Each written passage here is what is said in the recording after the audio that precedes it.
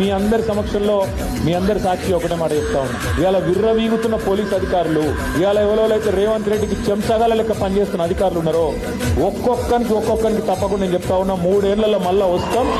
ఒక్కొక్కరికి మిత్తితో సహా ఇచ్చే బాధ్యత మాది.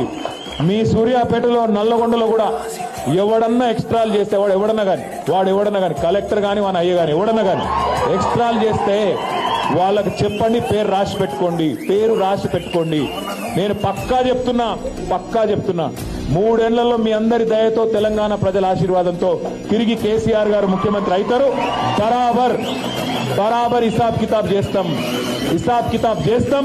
ఇలా ఎగిరెగిరి పడుతున్న కాంగ్రెస్ నాయకులు, వాళ్ళకు తొత్తులుగా పనిచేస్తున్న కొంతమంది పోలీసులు తప్పకుండా మిత్తితో సహా ఇచ్చే బాధ్యత నాది అనే మాట నేను విజ్ఞప్తి చేస్తా ఉన్నా.